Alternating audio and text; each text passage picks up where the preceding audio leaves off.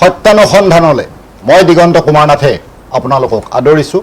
আজি আমি পাতিবলৈ লৈছোঁ নিৰ্বাচনী ৰণ কোন শিবিৰত কি কৌশল, এই বিষয়লৈ আমি আলোচনা কৰিম। মাজত 9 দিন বাকী আছে। 9 এপ্ৰিলত ভোটগ্ৰহণ। উজনিত আজি অনুষ্ঠিত হৈছে 5খনকৈ বিজয় সংকল্প সভা। প্ৰতি ঠাইত বিশাল ৰোড শ্ব'ৰে শাসক বিৰোধী উভয়েই নিজৰ শক্তি প্ৰদৰ্শনৰ যুঁজত নামি পৰিছে। প্ৰতিশ্ৰুতিৰ বন্যা বৈছে প্ৰতি সমষ্টিত। এনে সময়ত আমি আলোচনা কৰিম নিৰ্বাচনী ৰণ কোন শিবিৰত কি কৌশল। মই আলোচনাৰ বাবে আদৰিছোঁ এগৰাকী বিশ্লেষক তথা নিবন্ধকাৰ দেৱজিৎ গোস্বামী ডাঙৰীয়া। গোস্বামী ডাঙৰীয়াই তেখেতৰ অভিমত ব্যক্ত কৰিব আপোনালোকক। মই আদৰিছোঁ বিজেপি দলৰ এগৰাকী মুখপাত্ৰ ব্ৰজেন মহন্ত ডাঙৰীয়া। মই আদৰিছোঁ APCC অসম প্ৰদেশ কংগ্ৰেছৰ এগৰাকী মুখপাত্ৰ পীতাম্বৰ যোশী ডাঙৰীয়া। মই আদৰিছোঁ আন এগৰাকী বিশ্লেষক শেখৰ ফুকন ডাঙৰীয়া। আমি চাৰিগৰাকী অতিথিৰ সৈতে আজি আলোচনা কৰিবলৈ আগবাঢ়িছোঁ। মই প্ৰথমেই দেৱজিৎ গোস্বামী ডাঙৰীয়াৰ ওচৰলৈ আহিছোঁ আৰু গোস্বামী ডাঙৰীয়াক মই এই কথাই সুধিব বিচাৰিছোঁ, তেখেতৰ মতামত, তেখেতৰ মন্তব্য জনাৰ প্ৰয়াস কৰিছোঁ। নিৰ্বাচনী ৰণখনৰ মাজত আৰু 9 দিন বাকী আছে ভোটগ্ৰহণলৈ। এই সময়ত কোন শিবিৰত কি কৌশল চলিছে সেই কথা আমি প্ৰত্যেক নাগৰিকে, প্ৰত্যেক ভোটাৰে লক্ষ্য কৰি আছোঁ। এই সময়ত আপোনাৰ কি ধাৰণা হয়, শাসকৰ পক্ষে নে বিৰোধীৰ পক্ষে, কোনফালে সোঁত বৃদ্ধি পাইছে?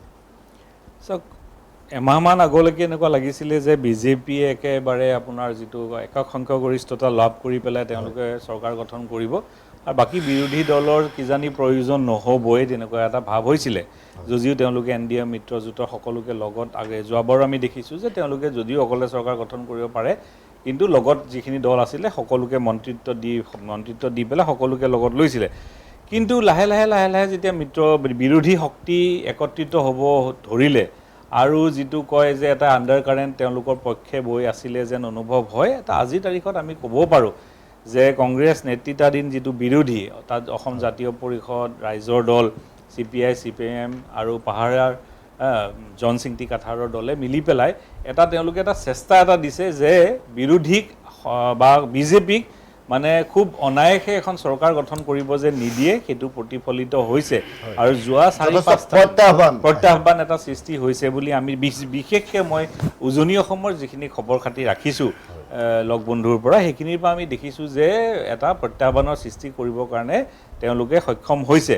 আৰু এটা কথা আমি দেখিছোঁ যে বিজেপিয়ে একচুৱেলি ইলেকশ্যনৰ আগত কেইটামান আত্মঘাতী গ'ল যিটো কোৱা হয়, যে প্ৰথম মই ভাবোঁ যে বিশেষকৈ চেণ্ট্ৰেল গুৱাহাটীত এটা গোটেই সন্মানীয় চিট, যে গোটেই অসমখনৰে বৌদ্ধিক সমাজ চেণ্ট্ৰেল গুৱাহাটীত থাকে, ব্যৱসায় বাণিজ্যৰ পৰা আৰম্ভ কৰি সকলো মানুহ অহা যোৱা, তাত বিজেপিয়ে টিকেট দিয়াৰ ক্ষেত্ৰত অকণমান যে অনা অসমীয়া এজনক দি, মই কোৱা নাই যে তেওঁ অসমৰ নহয়, মানে অসমীয়া, তেওঁ অসমতে জন্মগ্ৰহণ কৰা হয়, যি হওক এজন অনা অসমীয়া মাৰোৱাৰী সম্প্ৰদায়ৰ মানুহ এজনক যেতিয়া দিছে, সেইটো অসমীয়া সমাজে বা খিলঞ্জীয় সমাজে পটককৈ গ্ৰহণ কৰিব পৰা নাই। সেইটো এটা কথা। বিজেপিৰ 50-60 লাখ তেওঁলোকৰ যিখিনি কৰ্মী আছে নিষ্ঠা সততাৰে দলটোৰ লগত লাগি থাকে, তাৰো বহুত সংখ্যকে মনত বেদনা পাইছে, দুখ পাইছে, কিয়কি তেওঁলোকৰ বহু তাতে প্ৰাৰ্থী আছিলে। ব্যক্তিগতভাৱে মই 2-4জন প্ৰাৰ্থী জানো যে যোৱা 5টা বছৰৰ পৰা তেওঁলোকে কাম কৰি আছিলে, কিন্তু শেষ মুহূৰ্তত এজন অনা অসমীয়া ব্যৱসায়িক দিয়াৰ কাৰণে তেওঁলোকে মনত আঘাত পাইছে। আৰু এইটোৱে গোটেই অসমতে এটা প্ৰচাৰ চলিছে যে বিভিন্ন সামাজিক মাধ্যম ইত্যাদি, যিটো বিজেপি মই ভাবোঁ অলপ হ'লেও তেওঁলোকক ঠেকত পেলাব। দ্বিতীয়তে দিছপুৰত যিটো না ভোট না চোট কাণ্ড এটা হ'ল, শেষ মুহূৰ্তত আহি পেলাই প্ৰদ্যুৎ বৰদলৈ, যিজন প্ৰদ্যুৎ বৰদলৈৰ লগত হিমন্ত বিশ্ব শৰ্মাৰ পৰা আৰম্ভ কৰি সকলোৰে সংঘাত আজি বহু বছৰৰ পৰা, বৌদ্ধিক সংঘাত হিমন্ত বিশ্ব শৰ্মাৰ 2001 চনৰ পৰা, এইটো মই নিজেই ব্যক্তিগতভাৱে বহুতবাৰ তেনেকুৱা দেখিছোঁ। সেই ক্ষেত্ৰত কি পৰিস্থিতিত প্ৰদ্যুৎ বৰদলৈক আনি পেলাই দিছপুৰত টিকেট দিলে, য'ত জয়ন্ত দাসে আজি নিষ্ঠা সততাৰে 98 চনমানৰ পৰা বিজেপি লাগি আছিলে, কোনো নথকা দলৰ সময়তো তেওঁ বিজেপি কৰিছিলে, সেইটোতো বিজেপিৰ যিখিনি মানে নিষ্ঠাবান কৰ্মী তেখেতসকলক আঘাত দিলে। আৰু এই দিছপুৰ সমষ্টিৰ গোটেই প্ৰভাৱটো অসমৰ বিভিন্ন জেগালৈ এইটো বিয়পি গৈছে, আমি ইয়াত দেখিছোঁ। এই দুটা লগতে শিৱসাগৰৰ প্ৰাৰ্থীজনৰ এগেইনষ্টতো বহুত ধৰণৰ তেনেকুৱা আপোনাৰ এটা অভিযোগ আছে। সেই ক্ষেত্ৰত বিজেপিয়ে টিকেট দিয়াৰ ক্ষেত্ৰত আৰু 2-4জন মানুহ আছে, ৰঙানদীত যিজন তেখেতে চিণ্ডিকেটৰ লগত জড়িত বুলি পেলাই এইটো সকলোৰে ধাৰণা বা সকলো বিভিন্ন সংবাদ প্ৰতিষ্ঠানৰ নিউজত ইত্যাদিত বাতৰি ইত্যাদিত ওলাইছে। এনেকুৱা ধৰণৰ কিছুমান কেণ্ডিডেটক দিয়াৰ পাছত মানুহৰ মনত ধাৰণা হৈছে যে বিজেপিয়ে এইটোত টিকেট দিওঁতে বহুখিনি বিচাৰ বিবেচনা কৰা নাই বা কাৰোবাৰ মানে প্ৰেছাৰত আহি পেলাই দি আছে বিজেপিক 2-4টা ক্ষেত্ৰত আপোনাৰ এইটোত বিপদত পেলাব কিন্তু তথাপিও যিহেতু কংগ্ৰেছে টিকেট দিওঁতে বহুত দেৰি কৰিছে মিত্ৰজোঁট গঠবন্ধন কৰি পেলাই টিকেট ভাগ বতৰা কৰোঁতেও দেৰি হৈছে অখিল গগৈৰ লগত শেষ মুহূৰ্তত গৈ পেলাই তেওঁলোকৰ এটা মিলি পেলাই দিছে এই ক্ষেত্ৰবিলাকত মই দেখোঁ যে যিমান ভাবিছিলে কংগ্ৰেছে কিয় 10টা বছৰৰ পিছত চাওক এটা প্ৰতিষ্ঠান বিৰোধী দৌ এটা ডেফিনেটলি হয়েই আৰু বিজেপিৰ এগেইনষ্টত দিল্লীত 11টা বছৰ দিছপুৰত 10টা বছৰ হোৱাৰ পাছত মানুহে পৰিৱৰ্তন এইটো এটা মানে নেচাৰেল বস্তু মানুহে বিচাৰে কিন্তু আজিৰ তাৰিখত আপুনি ক'ব লাগিব যে যি হিচাপত প্ৰতিষ্ঠান বিৰোধী ঢৌ হ'ব লাগিছিল সেই হিচাপত নাই আৰু বিজেপিৰ লগত যিটো মিত্ৰজোঁটৰ গণপৰিষদৰ লগত গণপৰিষদৰ চাওক আপুনি অৱস্থা ক'ত আপোনাৰ 85 চনত যে তেওঁলোকে 92টা ছিট তাৰপিছত আপোনাৰ 96ত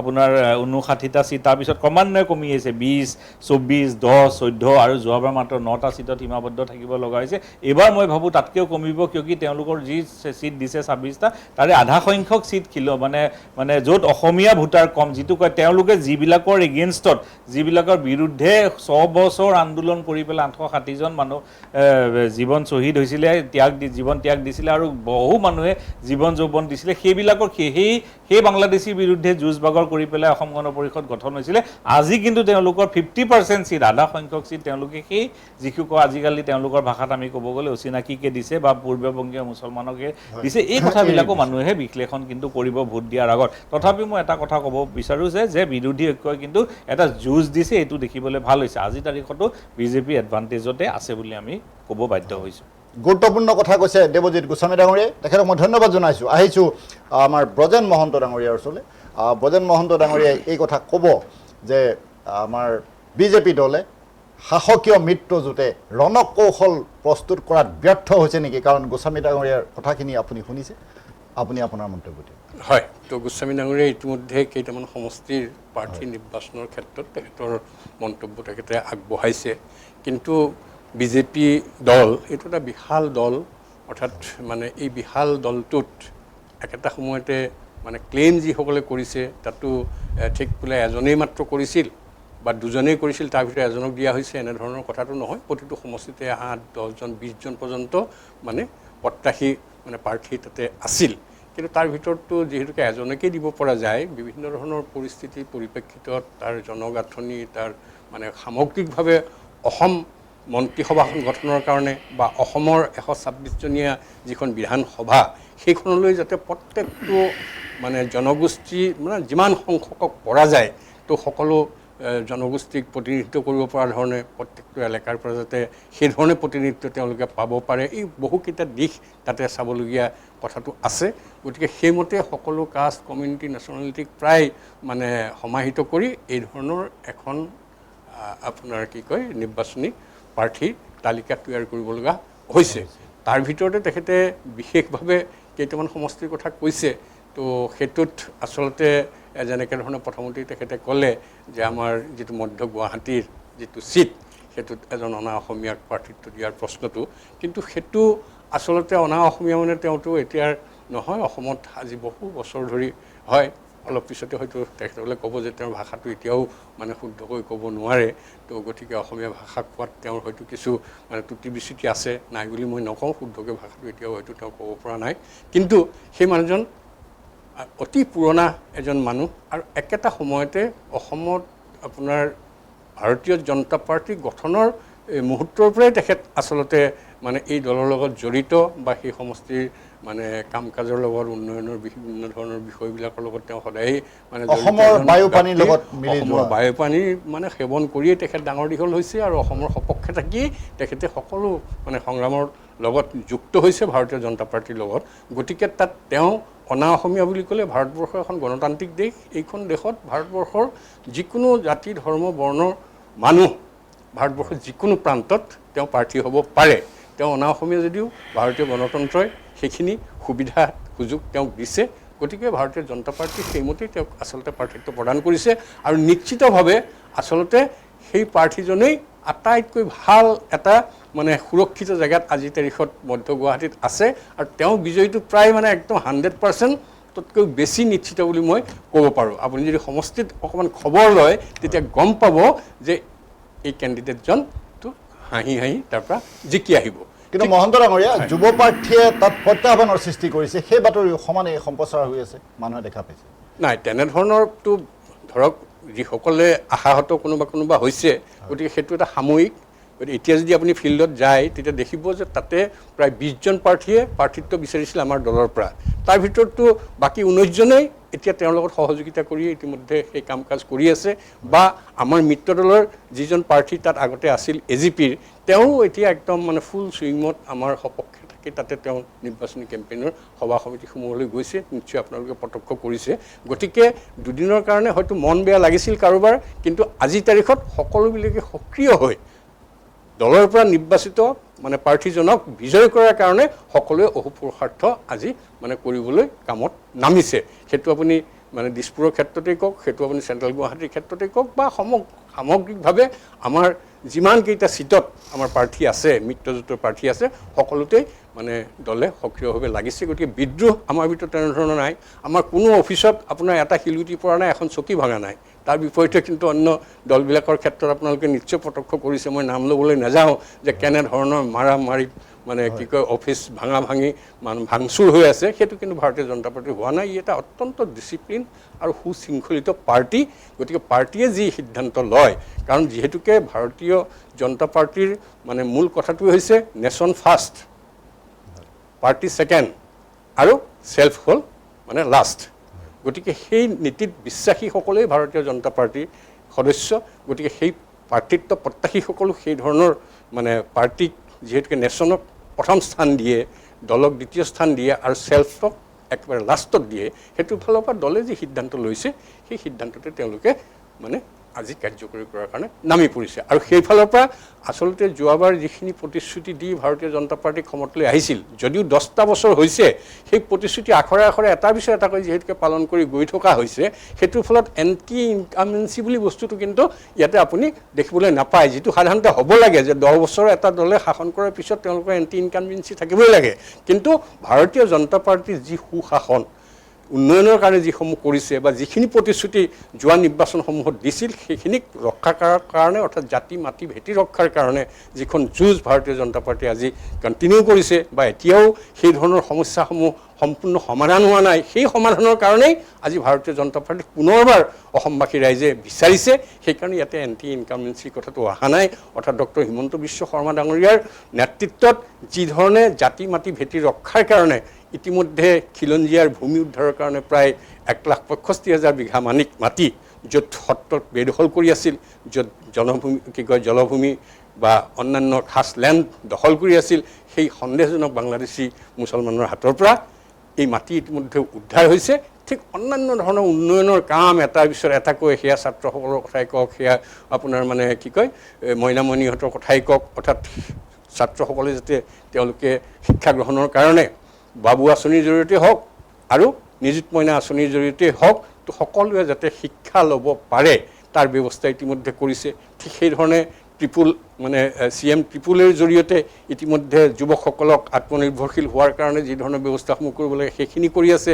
মহিলাসকলৰ উদ্যমিতাৰ পৰা আৰম্ভ কৰি বিভিন্ন ধৰণৰ আঁচনিৰ জৰিয়তে তেওঁলোকক স্বাৱলম্বী কৰাৰ কাৰণে যিখিনি কৰিব লাগে সেইখিনি কৰি আছে। ঠিক একেই ধৰণে ভাৰতবৰ্ষক বিদেশী ঘুচপেটিৰ অৰ্থাৎ কি কয় অনুপ্ৰৱেশকাৰীসকলক ৰোধ কৰাৰ কামটো কিন্তু ইতিমধ্যে হৈছে, কিন্তু বাকী যিসকল আছে সেইসকল বহিষ্কাৰৰ কামখিনি মানে এতিয়াও বাকী আছে। তথাপিতো পুছবেক পলিচিৰ জৰিয়তে, অৰ্থাৎ অসম চুক্তিৰ সময়ত যিহেতুকে সেইধৰণৰ কোনো মানে প্ৰত্যাৱৰ্তনৰ চুক্তি নাছিল, সেইকাৰণে পুছবেক কৰাৰ জৰিয়তে আজি বিদেশীক আচলতে ৰোধ কৰি থকা হৈছে বা ডেইলি মানুহ পঠিয়াই থকা হৈছে।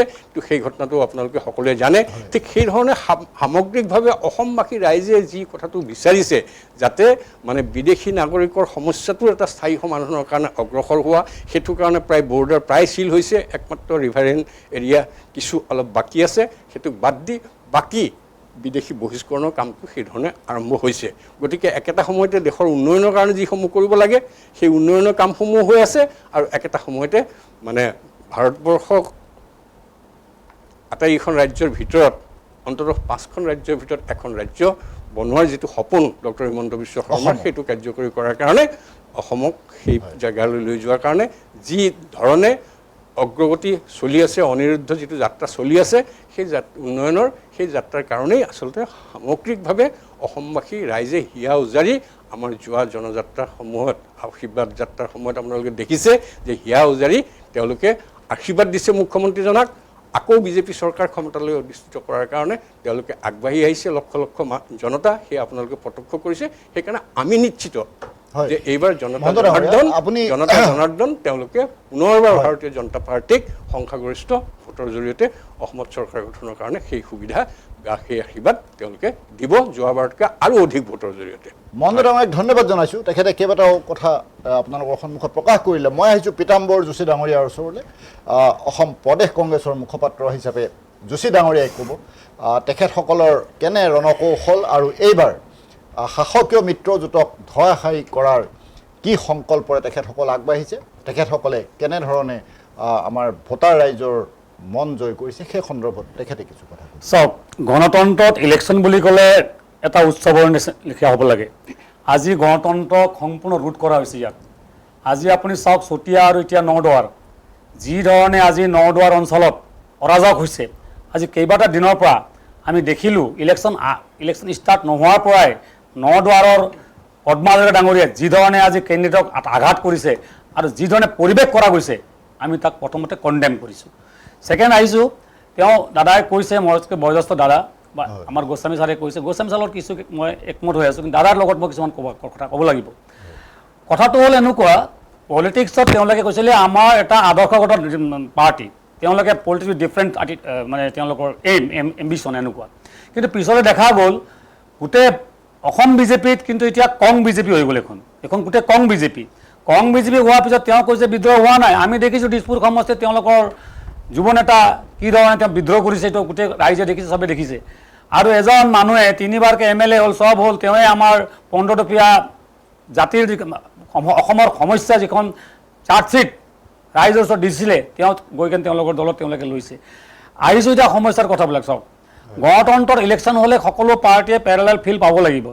আজি মই আচৰিত হৈছোঁ, DC শোণিতপুৰ, SP শোণিতপুৰ আৰু জিলা প্ৰশাসনে কি ব্যৱস্থা লৈ আছে নদুৱাৰত। আজি চাওক, আগতে আমি দেখিছোঁ, আজি কেইবা বছৰ দেখি আছোঁ যে নদুৱাৰৰ ক্ষেত্ৰত প্ৰশাসন নিমাত, মিনিষ্ট্ৰী নিমাত, চৰকাৰ নিমাত আৰু ইলেকশ্যন কমিশ্যন নিমাত। এতিয়া আহিছোঁ কংগ্ৰেছত আমি কৈ লৈছোঁ, আমি 5টা গেৰেণ্টি লৈ আহিছোঁ এইবাৰ। আমাৰ 5টা গেৰেণ্টিৰ ভিতৰত আছে 50,000 rupees ফৰ এভৰি আমাৰ মহিলাসকলক আমি দিম, যিবিলাকে বেপাৰ কৰিব, কোনো কোলেষ্ট্ৰল নালাগে, কোনো তেওঁৰ গেৰেণ্টি নালাগে। ছেকেণ্ড হ'ল 100 দিনৰ 100 ডেজৰ ভিতৰত আমি ফাষ্ট ট্ৰেক কৰি জুবিন ডাঙৰীয়াৰ আমি ন্যায় কৰাৰ ব্যৱস্থা কৰিম। আমাৰ যিখিনি গেৰেণ্টি আমি লৈ আহি আছোঁ, আমি কৈছোঁ যে চিনিয়ৰ চিটিজেন 1200 টকা আমি দিম, 1200 টকা আমি দিম, 25 লাখ টকাৰ পৰিয়ালসকলক ইঞ্চুৰেঞ্চ আমি কৰাম আৰু 10 লাখকৈ প্ৰত্যেক বছৰত আমি দিম, যিটো আমাৰ এইবাৰ আমাৰ ঘোষণা পত্ৰত আমি দি কিনে আমি আগবাঢ়িছোঁ। কথাটো ইয়াত চাওক, অসমৰ ৰাইজে কাহানি কেতিয়াও নিবিচাৰে যে অসমৰ এটা হিংসাত্মক মানে ইলেকশ্যনটো হওক, কোনো নিবিচাৰে। আপুনি জানি আচৰিত হ'ব দীপঙ্কৰ ডাঙৰীয়া, মই আপোনাৰ অহাৰ আগত যোৱাকালি মই নদুৱাৰত আছিলোঁ আৰু মই ইলেকশ্যনৰ নমিনেশ্যন দিনাখনো আছোঁ। নমিনেশ্যন দিনাখন এটা উৎসৱৰ দিন, উৎসৱৰ দিনাখনত 5 মাইলৰ পৰা অহা গোটেই মানুহক যিধৰণে মাৰপিট লগালে পদ্মগুণ্ড বাহিনীয়ে, এই ধৰণে ইলেকশ্যন নচলে। এনেকুৱা ধৰণে ইলেকশ্যন চলাবলৈ ৰাইজে বিচৰা নাই। আজি আপুনি আচৰিত পাব, হয়তো আপোনাৰ তাত ক্লিপিং আহিছে, আপুনি চাওক এজন কেণ্ডিডেটক গুলটিছ দি মাৰিছে আৰু এনেকুৱা এটা পৰিৱেশ তাত কৰি তুলিছে। এতিয়া আগৰ চতিয়াৰ এতিয়া নদুৱাৰত মানুহে যদি কাৰোবাৰ ঘৰত যায়, সেইজন মানুহকো তেওঁলোকে ধৰি কেনে মাৰ ধৰা আৰম্ভ কৰিছে।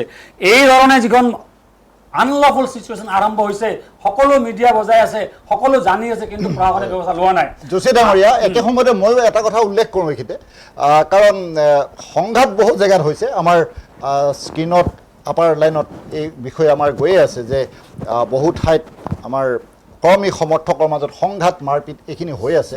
আৰু আপুনি যি সমষ্টিৰ কথা কৈছে, নদুৱাৰ সমষ্টিৰ কথা কৈছে, নদুৱাৰ সমষ্টিত কেইদিনমানৰ আগতে তাৰে আপোনালোকৰ কংগ্ৰেছ কৰ্মী বৰ্তমান আপুনি গোটেই চিচুৱেশ্যনটো আমি গম পাওক। চাওক কথাটো কেনেকুৱা, বিজেপি কৰ্মীক মাৰপিট কৰিছে, এনেধৰণৰ কথাবিলাক আছে। আপোনাৰ এনে ভাৰতৰ জৰিয়তে মই এটা কথা ক'ব খুজিছোঁ, আমি যে কৈছিলোঁ যে 15 বছৰ, 20 বছৰ, 25 বছৰলৈকে তাৰ যে বিষয়াসকল সলনি হোৱা নাই, ইলেকশ্যনৰ আগত জিলাবিলাকৰ পৰা বিষয়াবিলাক সলনি হ'ব লাগে, OC বিলাক সলনি হ'ব লাগে, তাৰে যিখিনি অফিচাৰ বহুত বছৰলৈ বহিছে তেওঁবিলাক সলনি হ'ব লাগে, সলনি নহ'ল।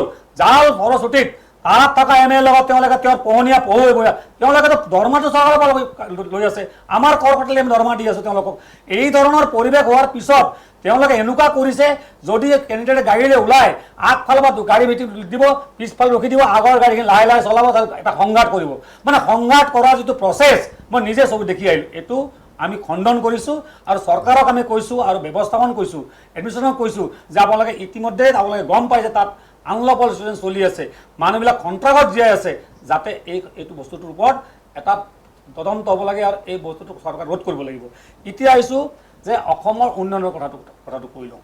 হয়, দাদাই কৈছে উন্নয়ন এটা চৰকাৰৰ কৰিব লাগিব, এইটো চবেই আমি একমত, উন্নয়ন হ'ব লাগিব। কিন্তু উন্নয়নৰ কৰিব যাওঁতে আমি 2 লাখ কোটি টকা ঋণত আমি বোজাত থাকি গ'লোঁ।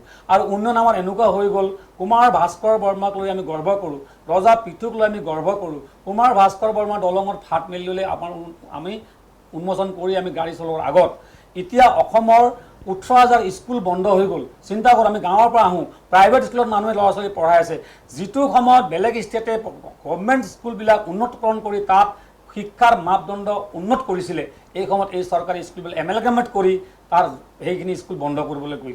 ছেকেণ্ড কথাটো হ'ল তেওঁলোকৰ যিটো ফ্লেগশ্বিপ প্ৰগ্ৰাম আছিলে, চাওক ফ্লেগশ্বিপ প্ৰগ্ৰাম কোনটো আছিলে, জল জীৱন প্ৰগ্ৰাম। জল জীৱন প্ৰগ্ৰামত কি হ'ল, এৰিয়াবিলাকত পাইপ গ'ল কিন্তু নল গ'ল, জল নগ'ল। আৰু এতিয়া 21,000 কোটি টকা বেলেগ বেলেগ বিভাগত গোটেই ঠিকাদাৰে পাব লগা আছে, কিন্তু আঁচনি তেওঁলোকে তেওঁলোকে দি আছে, লাগে ঋণ লৈ গ'লে দি আছে। থাৰ্ডটো মই আহিছোঁ আপোনাক, থাৰ্ড যিটো ভয়াৱহ কথা, আমি গাঁৱত থাকোঁ, 2টা বজাৰ পিছত যিখিনি আমাৰ NHRM ডিছপেঞ্চাৰী আছে তাত কিন্তু কোনো মানুহে ট্ৰিটমেণ্ট নাপায়, তাত কোনো ধৰণৰ মেচিন নাপায়। আপোনালোকে কালিৰ পৰা গোটেই ডিষ্ট্ৰিক্ট ডিছপেঞ্চাৰীবিলাক আপোনালোকে পৰিদৰ্শন কৰক। 1টা বজাৰ পিছত আপুনি যাব লাগিব, ডাইৰেক্ট হেডকোৱাৰ্টাৰ যাব লাগিব, আপুনি কোনো ধৰণৰটো নাপায়। কিন্তু সেই ডিছপেঞ্চাৰীবিলাকৰ যিখিনি ৰং দি চমক যিখন দি ৰাখিছে, দেখিলে গম পোৱা যায় বাহিৰৰ পৰা যে বহুত ভাল হৈছে। কিন্তু চাওক, মানুহে গুণাগুণ পাব লাগিব, গুণাগত হ'ব লাগিব, বস্তুটো গুণাগত হ'ব লাগিব আৰু মানুহ উপকৃত হ'ব লাগিব। মই এটা ডিষ্ট্ৰিক্টৰ নাম কৈ দিওঁ, আজি 15 বছৰ MLA আছে তাত, মাৰ্ঘেৰিটা সমষ্টিত। যদি মাৰ্ঘেৰিটা সমষ্টিত আপুনি মাৰ্ঘেৰিটা চাব ডিভিজনত যায়, আপুনি 2টা বজাৰ পিছত ডক্টৰ নাপায়, এক্সৰে কৰিব লাগে, যাব লাগিব আপুনি একদম হয় আপুনি আছাম টি কোম্পানীৰ যিখন মেডিকেল তাত এক্সৰে কৰিব যাব লাগিব। গভৰ্ণমেণ্ট তাত এক্সৰে নাই, গভৰ্ণমেণ্ট তাত পেথলজি নাই, আপুনি আহিব লাগিব ডিব্ৰুগড়। আপুনি যদি জনাই গ'লে আপুনি বগীবিল হৈ কাৰণে আপুনি ডিব্ৰুগড় আহিব লাগিব, তাত জনাইটো নাই।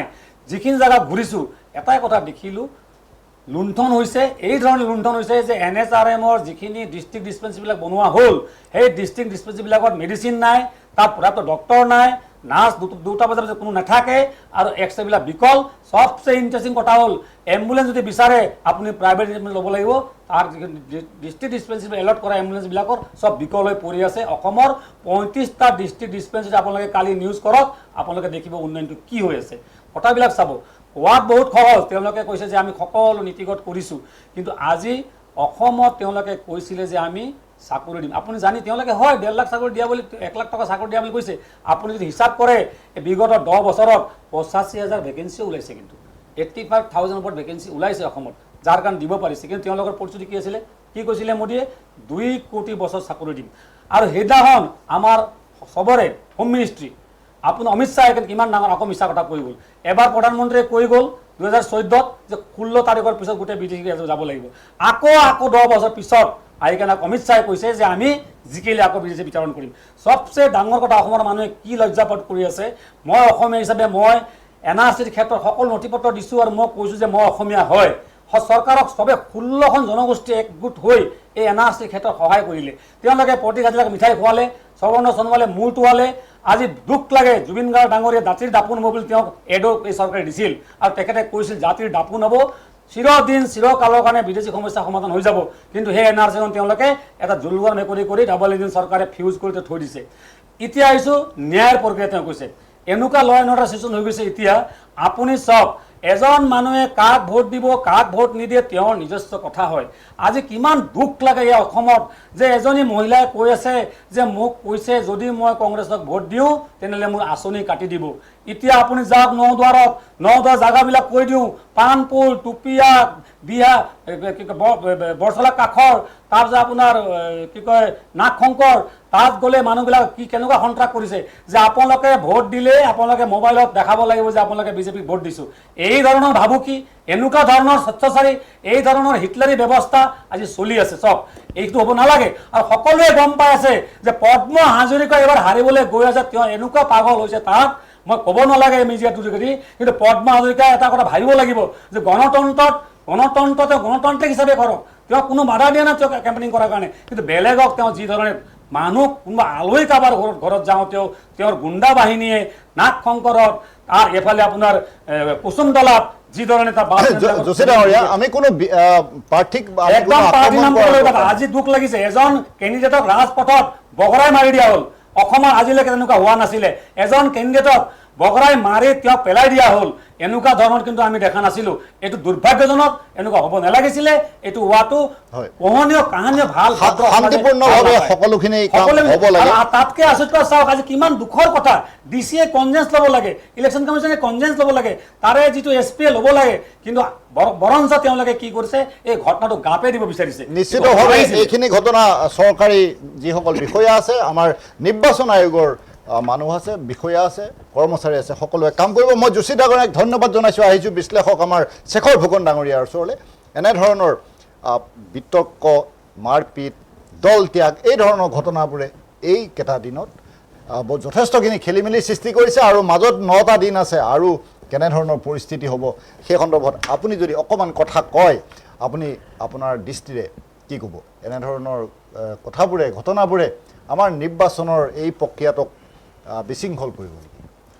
হয়, নমস্কাৰ। কথাটো মন কৰিবলগীয়া যে 2016 চনৰ আগতে কি হৈছিলে। আজি আমি ক'ব পাৰোঁ যে বিজেপি চৰকাৰে মানে কি কৰিছে বা শাসকীয় দলে কি কৰি আছে, কিন্তু আমি অপজিশ্যন হিচাপে আমি কি কৰিলোঁ? আমি 2016 চনৰ আগতে যেতিয়া আমি মানে কংগ্ৰেছৰ হিচাপত কৈছোঁ যে শাসকীয় দলত আছিলে, তাৰ পৰা মানুহে কিয় বিজেপিলৈ ৰূপান্তৰিত হ'ল, নিজৰ যোনটো আস্থা এইটো বিজেপিলৈ কিয় ৰূপান্তৰিত কৰিলে, সেইটো জানিব লগা সেইটো জানিবলৈ বৰ ইচ্ছুক মানুহৰ। ৰূপান্তৰিত হোৱাৰ কাৰণ কি? আমি ইণ্ট্ৰস্পেক্ট কৰিছোঁনে কেতিয়াবা?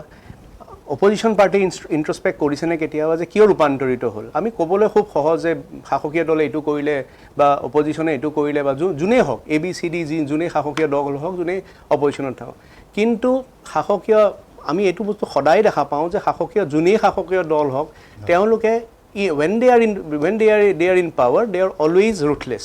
তেওঁলোক যেতিয়াই পাৱাৰত থাকে তেতিয়াই তেওঁলোক বিৰাট ৰুথলেছ হৈ পেলাই কৰ্মবোৰ কৰে। 2 নম্বৰ কথা এইটো যে আমি যেতিয়া ইণ্ট্ৰস্পেক্ট নকৰোঁ এজ এ অপজিশ্যন, আমি যদি এইটো ভাবি থাকোঁ যে শাসকীয় দলটো কৰিবই, তেওঁলোকৰ হাতত চব মেচিনেৰী থাকে, মানি পাৱাৰ থাকে, টকা পইচা থাকে, মাচল পাৱাৰ থাকে, তেওঁলোকে কৰিবই। হয় এইটো কংগ্ৰেছ হওক, হয় বিজেপি হওক, যোনেই নহওক, আমি এইটো যিমানেই আমি নিজৰ তাত আমি দোষাৰোপ নকৰোঁ কিয়, আমাৰ চবতকৈ প্ৰয়োজনীয় হ'ল যে আমি নিজকে ইণ্ট্ৰস্পেক্টটো কৰা বিৰাট দৰকাৰ। 2 নম্বৰ কথাটো হ'ল, এতিয়া যোনটো ছিটুৱেশ্যন চলি আছে আমাৰ ৰাজ্যত, তাত আণ্ডাৰ কাৰেণ্ট, আগৰ বিশ্লেষকগৰাকীয়ে যেনেকৈ ডাঙৰীয়ে কৈছিলে যে এটা আণ্ডাৰ কাৰেণ্ট আছে, কিন্তু সেই আণ্ডাৰ কাৰেণ্টটো এজ এ অপজিশ্যন আমি সেইটোক কেপিচুলেট কৰিব পাৰিছোঁ নেকি, সেইটোক এডভান্টেজ ল'ব পাৰিছোঁ জানো, সেইটো বৰ ডাঙৰ কথা। আমি দেখা পাইছোঁ যে হয় তেওঁলোকে অপজিশ্যনে মিত্ৰতা কৰিলে, কিন্তু মিত্ৰতাটো যেনেকৈ আগৰ বিশ্লেষক ডাঙৰীয়ে ক'লে যে বহুত দেৰি হৈছে, কাৰণ বহুত আগতেই কৰিব লাগিছিল, কাৰণ এটা কনফিউজন আছিলে মানুহৰ মনত যে কি হ'ল, কি হ'ব কি নহ'ব, আৰু হয় বহুত দিন পাৰ হৈ গ'ল, আৰু হোৱাৰ সময়টো অকণমান আমি হেৰি কৰিছোঁ যেন আমি অলপমান বিশ্লেষণ কৰিছোঁ যে কিবা দেৰি হ'ল নেকি, কাৰণ ইমান দেৰিকৈ ভোটাৰে ডিচাইড কৰিবলৈ নাথাকে, তেওঁলোকৰ মনত ডিচিশ্যনছবোৰ বহুত আগৰ পৰাই লাহে লাহে স্থাপিত হ'ব ধৰে।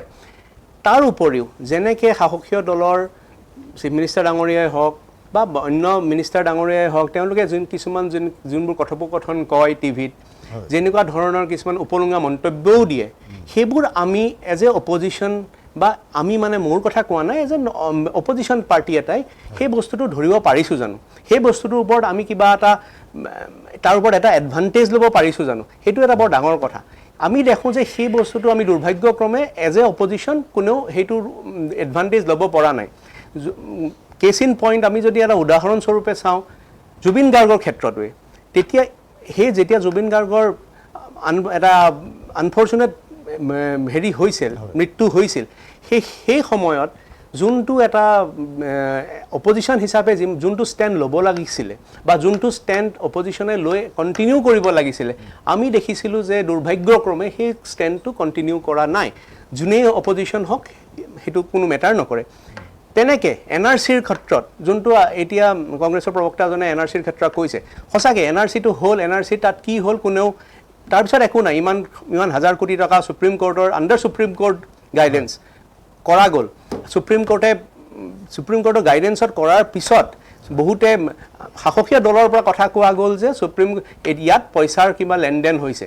যদি supreme court under supreme court guidance পইচাৰ লেনদেন হোৱা বুলি কোৱা যায়, আৰু যদি অপজিশ্যনে তাক ভালকৈ ক্ৰিটিচাইজ কৰিব নোৱাৰে বা মানুহৰ সেই মনৰ ক্ষোভবোৰ যদি ভালকৈ অপজিশ্যনে প্ৰকাশ কৰিব নোৱাৰে, তেতিয়া অপজিশ্যন থকাটোৱে এটা নিষ্ক্ৰিয় হৈ পৰে। তো এই বস্তুবোৰ অপজিশ্যনে যদি নিজে মানি নলয়, আণ্ডাৰ কাৰেণ্টটো যদি নাচায়, এণ্টি ইনকামবেঞ্চি সদায় থাকিব। এণ্টি ইনকামবেঞ্চি নথকাৰ কোনো কাৰণ নাথাকে। আমি যদি এতিয়া নৰ্মেলি সাধাৰণ মানুহক সুধিব যাওঁ যে দেশত অসমত এতিয়া কাৰ চৰকাৰ লাগে, বহুতে এইটো কথা ক'ব, হয় বিজেপিয়ে লাষ্ট মমেণ্টত হিন্দু মুছলিম আইডেণ্টিটি পলিটিক্স যোনটো কয় সেইটো কৰে, সেইটো নকৰে বুলি মই নকওঁ, কৰে, মানুহক ভয় ভ্ৰান্তি কৰাব।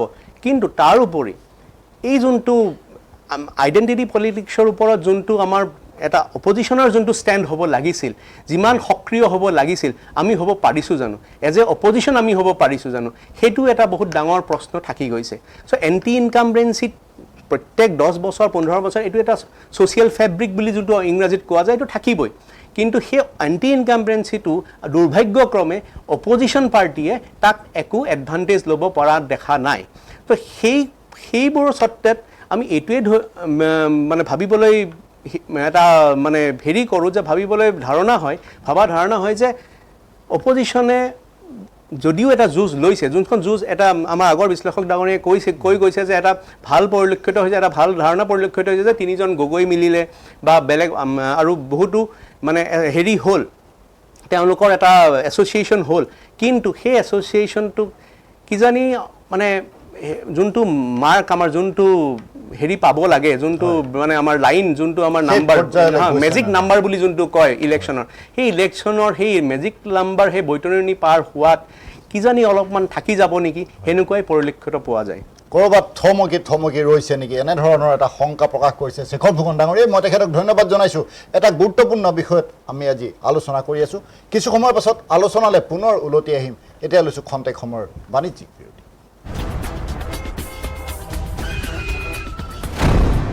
এক্সিডেণ্টৰ পৰা বাচিলা হয়, কিন্তু এই ধোঁৱা ধূলি সোপাৰ পৰা কেনেকৈ বাচিবা হে? এইবোৰে কলিজা হাওঁফাওঁ চব খাব, বুজিছা? হাৰ্ট এটেক হৈ মৰিব লাগিব। মোৰ চকুকেইটাও পুৰিছে, বুজিছেনে?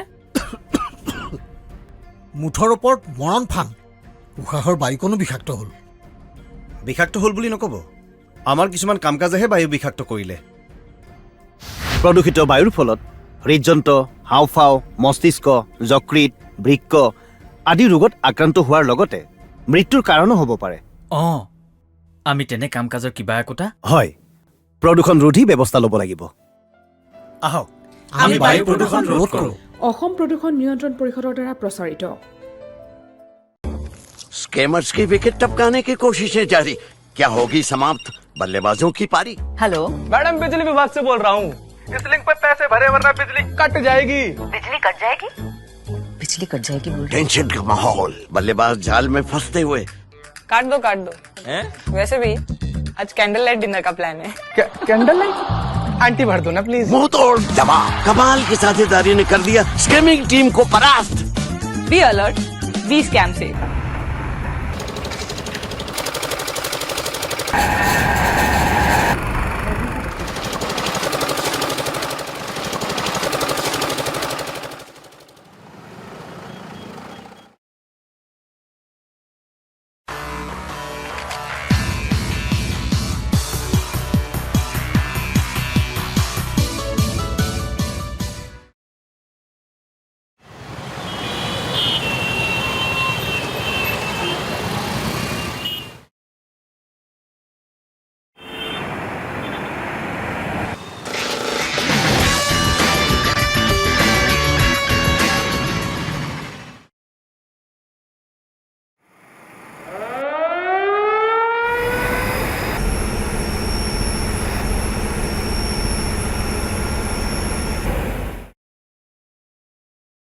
অসম প্ৰদূষণ নিয়ন্ত্ৰণ পৰিষদৰ দ্বাৰা প্ৰযোজিত আৰু প্ৰচাৰিত।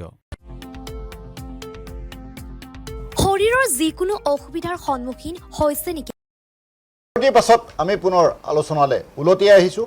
নিৰ্বাচনী ৰণ কোন শিবিৰত কি কৌশল, এই বিষয় লৈ আমি আলোচনা কৰি আছোঁ। মই বিৰতিৰ পাছত দেৱজিৎ গোস্বামী ডাঙৰীয়াৰ ওচৰলৈ আহিছোঁ আৰু গোস্বামী ডাঙৰীয়াক মই এই কথা সুধিব বিচাৰিছোঁ যে বিভিন্ন বিতৰ্কিত পৰিস্থিতিবোৰ চলি আছে, তাৰ মাজতে বিসম্বাদীয়ে ক্ষতি কৰিব বুলি এটা শংকা দেখা গৈছে। আপুনি এই সন্দৰ্ভত কি কয়? কাৰণ বিসম্বাদী শাসকীয়তে নহয়, বিৰোধীটো আছে, উভয় পক্ষতে আছে, প্ৰত্যেক সমষ্টিতে বহু বিসম্বাদী আছে। বিসম্বাদীয়ে ভোট ভাঙি এটা ডাঙৰ ক্ষতিৰ সন্মুখীন কৰাব নেকি প্ৰাৰ্থীক? আপুনি কি কয়? বিসম্বাদ থাকেই সকলো ৰাজনৈতিক দলতে, কিন্তু কথাটো হৈ গ'ল কি বিসম্বাদে মই দেখিছোঁ সৰ্বাধিক ক্ষতি সদায় কংগ্ৰেছকে কৰি আহিছে।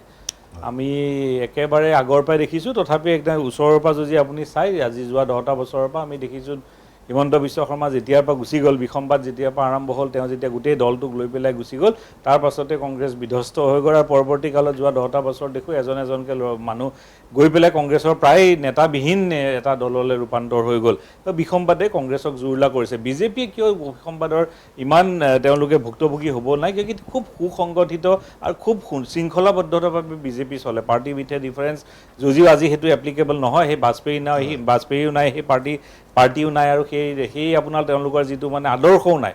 কিন্তু তৎসত্ত্বেও বিজেপি খুব শৃংখলাবদ্ধতা, তেওঁলোকে ওপৰৰ পৰা তললৈকে খুব ডিচিপ্লিন ৱেত চলে। আপুনি যদি চাই বিজেপিৰ মেলে মিটিঙে ইত্যাদি আৰম্ভ কৰি পেলাই সেইকাৰণে, আৰু তেওঁলোকে কি হৈ যায় একেবাৰে ইমিডিয়েট প্ৰব্লেমটো চলিউশ্যনত গুচি যায়। যেনেকৈ হিমন্ত বিশ্ব শৰ্মাই লগালগ যোনে টিকেটৰ বিসম্বাদ আৰম্ভ কৰিছে, প্ৰায় 80% বিসম্বাদীক তেওঁ নিজে ব্যক্তিগতভাৱে লগ ধৰি পেলাই বা অন্যান্য তেওঁৰ ওচৰ চুবুৰীয়া মানুহক পঠাই পেলাই তেওঁ গোটেইখিনি তাতে নিমূৰ কৰিব চেষ্টা কৰিছে, আৰু বহু পৰিমাণে দিছপুৰ বাদ দি পেলাই বহু পৰিমাণে তেওঁ সফলো হৈছে। এইটো এটা বিজেপি ষ্টাইল। আৰু কংগ্ৰেছৰ আপুনি দেখিছে, কিয় কি কংগ্ৰেছৰ আজিৰ তাৰিখত ইমান নেতা নোহোৱা হৈছে অসমত, বা মানুহো নাই যাৰ ফেচ ভেলু আছে। অকল গৌৰৱ গগৈ ডাঙৰীয়া এটা ফেচ থাকি গৈছে, তাকো তৰুণ গগৈ পুত্ৰ হিচাপে তেওঁ সেই এডভান্টেজ কিছু পাই গৈছে, সেই লেগেচিটো আহিছে। আৰু তেওঁ যিখিনি মানে আপোনাৰ লোকসভাত যিখিনি বক্তৃতা ইত্যাদি দিছে, তাৰ পৰা মানুহ মটিভেট হৈছে বা মানুহে দেখিছে যে এজন ভাল নেতা হ'ব পাৰে, সেই হিচাপত তেওঁ বিশ্বাস কৰিছে। আৰু সেইটো হয়ো আমি দেখিছোঁ, যিখিনি আজিৰ তাৰিখলৈকে তেওঁ খুব ধৈৰ্য সহকাৰে কিন্তু কামখিনি কৰি আছে। তেওঁ প্ৰত্যেকটো কথা আপুনি যদি চাই এজন পৰিপক্ক ৰাজনৈতিক নেতা যিটো হ'ব লাগে। আৰু আমি চাওক, দল আহিব দল যাব, আমাৰ জীৱন কালত আমি ভাবিছিলোঁ নে কেতিয়াও, আপুনি ভাবিছিলে নে যে প্ৰফুল্ল মহন্ত কেতিয়াবা অসমৰ MLA পদ মানে নিৰ্বাচিত নহ'ব, তেওঁ মুখ্যমন্ত্ৰী কেতিয়াবা নহ'ব বুলি আমি ভাবিছিলোঁ। 85ত আমি ভাবিছিলোঁ সৰ্বকাললৈ তেওঁ যেতিয়ালৈকে জীয়াই থাকে তেতিয়ালৈকে কিজানি অসমৰ তেওঁৱে মুখ্যমন্ত্ৰী হৈ থাকিব। কিন্তু তেনেকুৱা নহয়, দল আহিব দল যাব, নেতা আহিব নেতা যাব, দল থাকিব, ৰাষ্ট্ৰখন থাকিব লাগিব, দেশখন থাকিব লাগিব, তাৰ সকলোৰে মূল্যবোধ থাকিব লাগিব। এতিয়া আমি যদি আহোঁ কংগ্ৰেছৰ মুখপাত্ৰ ডাঙৰীয়া যিটো ক'লে নদুৱাৰ সমষ্টি, সঁচাকৈ সাংঘাতিক, এইটো চিন্তাজনক। মই ধিক্কাৰ দিছোঁ আপোনাৰ এই টিভি মজিয়াৰ ইয়াৰ পৰা, আৰু এইটো গৰিহণাযোগ্য। আৰু মই ভাবোঁ যে বিজেপিয়ে এইটো খুব চিৰিয়াছলি ল'ব লাগে। কিয় কি এই নদুৱাৰ আজিয়ে নহয়, পদ্ম হাজৰিকাৰ কাণ্ড কাৰখানা আমি বহু বছৰৰ পৰা নিৰীক্ষণ কৰি পেলাই দেখিছোঁ যে তেওঁ তেনেকুৱা ধৰণৰ বিশৃংখল কৰি থাকিব বিচাৰিছে। তেওঁৱে নহয়, আজি আমি শুনামতে আজি কিছুদিনৰ পৰা তেওঁৰ নিজৰ পুত্ৰও এনেকুৱা এটা বিশৃংখল জীৱন যাপন কৰি আছে। সকলো ক্ষমতাৰ বলিয়ান হৈ পেলাই আপোনাৰ এই মূল্যবোধৰ ৰাজনীতি কৰা মানুহবিলাকে এওঁলোকক দেখি পেলাই কোনো ৰাজনীতিলৈ নহা হৈছেগৈ। আৰু তেওঁ একচটীয়াভাৱে সেই জেগাটোত যিটো এটা আধিপত্য চলাব বিচাৰিছে, গুণ্ডামি কৰি পেলাই, এইটো কিন্তু ঠিক নহয়। আৰু BJP with a party with a difference হৈ পেলাই এই মানুহজনক মই ভাবোঁ প্ৰমোট কৰিব নালাগে। তেওঁক ইমিডিয়েটলি SP থ্ৰু দি অৰ্ডাৰ দি পেলাই এইটো ঠাণ্ডা কৰিব লাগে। আৰু নবা কি হ'ব, এই কথাখিনিকে বেলেগ সমষ্টিটো বিজেপিৰ কিন্তু প্ৰভাৱ পৰিব, উত্তৰ অঞ্চলতে প্ৰভাৱ। কিয়কি আজিকালি ছ'চিয়েল মিডিয়াৰ যুগত সকলো মানুহৰ হাতে মোবাইল, মানুহ এইবিলাক দেখি আছে। ইয়াত আৰু কোনো মানে লুকাবলগীয়া কথা একো নাই, প্ৰথম কথা। দ্বিতীয় কথা, আমাৰ বিশ্লেষকগৰাকীয়ে কথা কেইটামান কৈছে, হয় খুব সুন্দৰ কথা, যে বিৰোধী আমাক লাগিব। গণতন্ত্ৰ বিৰোধী নহ'লে আপোনাৰ ডেমক্ৰেচি জীয়াই থকাত আপোনাৰ বিপদজনক হ'ব। যিবিলাক দেশত আজি ওচৰৰ আপুনি বাংলাদেশত যদি চাই, তাত ডেমক্ৰেচি কি হৈছিলে, শ্বেখ হাছিনাই যেতিয়া চৰকাৰ চলাইছিলে, তেখেতে এনেকুৱা একনায়কত্ববাদ চৰকাৰ চলাই পেলাই সকলো বিৰোধীক আইদাৰ জেলত ভৰাইছিলে বা তেওঁ মানে হত্যা কৰাই দিছিলে। সেইকাৰণে কি হৈ গ'ল, ভিতৰে উমি জুই জ্বলি আছিলে। আৰু যেতিয়াই এই ছাত্ৰ সংঘসকলে যেতিয়া সুবিধা পালে, তেওঁক তাৰ পৰা গাদীচ্যুত কৰিলে, আৰু তেওঁ পলাই আহি পেলাই সেই ক্ষমতাশালী সময় যে তেওঁৰ দেউতাকে স্বাধীন কৰাইছিলে বাংলাদেশ, সেই নেতা আহি পেলাই ভাৰতত আপোনাৰ ইয়াত আশ্ৰয় ল'বলগীয়া অৱস্থা হ'ল। কিয় হ'ল, কিয় কি তেওঁ সেই তেনেকুৱা ধৰণৰ এখন চৰকাৰ চলাব বিচাৰিছে সেইকাৰণে মই কৈছোঁ যে গণতন্ত্ৰৰ বিৰোধী বিৰাট দৰকাৰী মই সেইকাৰণে কওঁ যিমান আজি যত বছৰৰ টিভি টক শ্ব'ত যেতিয়াই গৈ আছোঁ বা য'তেই মই এই দুই এষাৰ কথা ক'বলৈ সুবিধা পাইছোঁ তাতেই মই এটা কথাই কৈছোঁ যে শাসক পক্ষত কোন আহক নাহক আমাৰ দৰকাৰ নহয় বিৰোধী পক্ষ কিন্তু শক্তিশালী হোৱাটো দেশখনৰ কাৰণে ৰাষ্ট্ৰৰ কাৰণে আমাৰ নিচিনা সৰ্বসাধাৰণ মানুহৰ খাতি খোৱা মানুহৰ কাৰণে খুবেই দৰকাৰী কিয় বিৰোধীয়ে আমাৰ ভইচ হ'বগৈ শাসক পক্ষ যেতিয়া একনায়কত্ববাদ চলিব তেতিয়া বিৰোধীয়ে তাত ভইচ দিব লাগিব সেইকাৰণেহে তেতিয়াহে দেশখন আগবাঢ়িব আৰু আমি যিটো অসমক 5খন ৰাজ্যৰ ভিতৰত কৰিব বিচাৰিছোঁ মুখ্যমন্ত্ৰী ডাঙৰীয়াক আমি সেইটো শলাগ লৈছোঁ আমি চেষ্টা কৰিছোঁ কিন্তু কিছুমান বস্তু দিয়ে আজি এজন বিধায়কে মৰিগাঁও বিধায়কে তেওঁ কৈছে যে চাউল দিলোঁ তোমালোকক অৰুণোদয় দিলোঁ তোমালোকক অহাবাৰ দাইল দিম অহাবাৰ মিঠাতেল দিম এতিয়া তোমালোকে বহি খাব পাৰিবা মাত্ৰ 9টা দিন মানুহৰ ঘৰত গৈ কষ্ট কৰা আমাক জিকাই দিয়া তাৰপিছত তোমালোকে 5 বছৰ বহি খাব পাৰিবা আপুনি মোক কওকচোন যে আজিলে কোনোবা এটা জাতি কোনোবা এখন দেশৰ মানুহে বহি খাই পেলাই সেই জাতিটো উন্নতি হৈছে সেই দেশখনৰ উন্নতি হৈছে কেতিয়া হ'ব নোৱাৰে বহি যোনে খাই সেইটো সদায় ধ্বংস হৈছে সেইকাৰণে এনেকুৱা ধৰণৰ কথাবিলাক কৈ যদি এনেকুৱা ধৰণৰ কৰি পেলাই বিজেপিয়ে ভাবিছে যে আমি মানুহক ফ্ৰীতে দি দিম ফ্ৰীতে খুৱাই পেলাই আমি সেই জাতিটোক উন্নতি কৰিম তেতিয়াহ'লে অসমীয়া মানুহে মূৰ্খৰ স্বৰ্গত বাস কৰিছে কেতিয়া হ'ব নোৱাৰে আৰু কংগ্ৰেছে যদি কয় যে নহয় আপোনালোকে 1250 টকা দিছে আমি 1500 টকা দিম আৰে বাবা 1250 টকা দিওঁতে যদি 2 লাখ কোটি টকাৰ ধাৰ হৈছে 1500 টকা দিওঁতে তোমালোকৰ কিমান ধাৰ হ'বগে এই কথাবিলাক সেইকাৰণে যুক্তিসংগত হ'ব লাগে আমি কি কৈছোঁ যে মানুহক কৰ্ম সংস্থাপন আপুনি দিব নালাগে তেওঁলোকে কৰ্ম কৰিব পৰা যিটো বাতাবৰণ সৃষ্টি কৰক আপোনালোকে সেইখিনি কৰক আপোনালোকে শিক্ষাটো দিয়ক শিক্ষা স্কুল বন্ধ কৰি পেলাই নহয় ভাল শিক্ষা দিয়ক ভাল এতিয়া দেখি আপুনি চাইছে শিক্ষক নিযুক্তিটো হৈছে এটা যেন নিবনুৱা সমস্যা সমাধানৰ এটা ৰাস্তা ভাল শিক্ষক এজন নিযুক্তি দি পেলাই শিক্ষা ব্যৱস্থাটো মানদণ্ড উন্নতি কৰা ভাল মেডিকেল আপোনাৰ যদি দি পেলাই আমি মানুহৰ স্বাস্থ্যৰ কাৰণে স্বাস্থ্য আৰু শিক্ষা যিখন দেশৰ ভাল হয় সেইখন দেশৰ নাগৰিক সুস্থ সবল হ'ব তেখেতে দেশখনক আগুৱাই লৈ যাব অসমৰ 5জনক অকল হিমন্ত বিশ্ব শৰ্মাই বা বিজেপি 15জন মন্ত্ৰী বিধায়কে নোৱাৰে 3 কোটি 3.5 কোটি জনগণে লৈ যাব লাগিব সেইকাৰণে কি হ'ব লাগিব সুস্বাস্থ্য হ'ব লাগিব সুশিক্ষিত হ'ব লাগিব সেই কামখিনি কৰিবৰ কাৰণে মই বিজেপিৰ চৰকাৰক অনুৰোধ জনাইছোঁ গোস্বামী ডাঙৰীয়াক মই ধন্যবাদ জনাইছোঁ অকণমান সময়ৰ ভিতৰত তেখেতে বহুকেইটা গুৰুত্বপূৰ্ণ কথা ক'লে মই আজি ভজন মহন্ত ডাঙৰীয়াৰ ওচৰলৈ মহন্ত ডাঙৰীয়াকো মই পোনপটীয়াকৈ এই কথা সুধিব বিচাৰোঁ বিসম্বাদে আপোনালোকক ক্ষতিগ্ৰস্ত কৰিব বুলি আপোনালোকে ভাবেনে নাই দেৱজিৎ গোস্বামী ডাঙৰীয়াই খুব সঠিকভাৱে কেইটামান কথা কৈছে বিসম্বাদৰ ক্ষেত্ৰত কৈছে যে সামগ্ৰিকভাৱে 126জনীয়া বিধানসভালৈ নিৰ্বাচিত হ'বলৈ যাওঁতে আমাৰ দলৰ তৰফৰ পৰা মাত্ৰ 2-এটা জেগাত বিসম্বাদটো হৈছিল আৰু শেষমেশ গৈ সেই বিসম্বাদটোত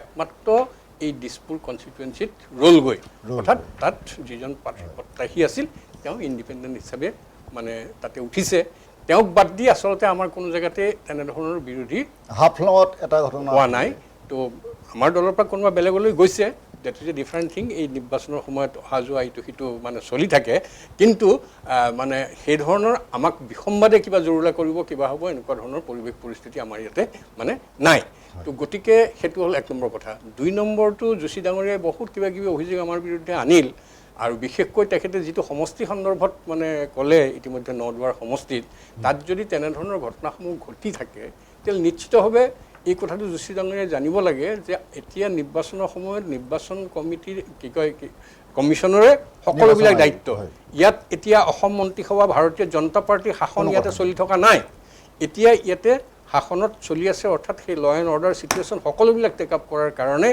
যি নিৰ্দেশনা পুলিচ বা গৃহ বিভাগক দিব লাগে সেইটো নিৰ্বাচন কমিশ্যনেই মানে দিব গতিকে নিশ্চিতভাৱে তেখেতসকলে টিভি টক শ্ব'ত আহি এই ঘটনাসমূহ ব্যাখ্যা বা সেন্টিমেন্ট গঢ়ি তোলাতকৈ সেই বিষয়বিলাক আচলতে প্ৰপাৰলি থানাত লৈ যোৱা সেই ধৰণে প্ৰশাসনৰ ওচৰলৈকে লৈ যোৱা নিৰ্বাচন কমিশ্যনৰ ওচৰলৈকে লৈ যোৱা সেই কামবিলাকে কৰিব লাগে আৰু আচলতে নদুৱাৰত সেই কেণ্ডিডেটজনৰ কাৰণে এই ধৰণৰ ঘটনা সংঘটিত হৈছে সেই ধৰণৰ কথাটো কিন্তু নহয় অৰ্থাৎ তাত এটা সামাজিক সংঘাত দীৰ্ঘদিন ধৰি সেই অঞ্চলবিলাকত আগৰ পৰা আছে আৰু সেই সামাজিক সংঘাতটোৰ কাৰণেই আজিৰ তাৰিখত এনেধৰণৰ ইনচিডেণ্ট 2-এটাত হ'ব পাৰে আৰু সেই ইনচিডেণ্টটোত কৈ তেখেতসকলে সেন্টিমেন্ট লৈ আচলতে এই নিৰ্বাচন জয়ৰ যিটো কৌশল তেওঁলোকে অৱলম্বন কৰিব বিচাৰিছে সেইটো উচিত নহয় বৰং তাৰ বিপৰীতে প্ৰশাসন যন্ত্ৰৰ ওচৰত গৈ দোষীক উপযুক্ত শাস্তি দিয়াৰ কাৰণে তেওঁলোকৰ বিৰুদ্ধে মানে কেছ লজ কৰিব লাগে নিৰ্বাচন কমিশ্যনৰ ওচৰলৈ যাব লাগে সেইটোৱে মই তেখেতসকলক কম আৰু ইয়াৰ বিপৰীতে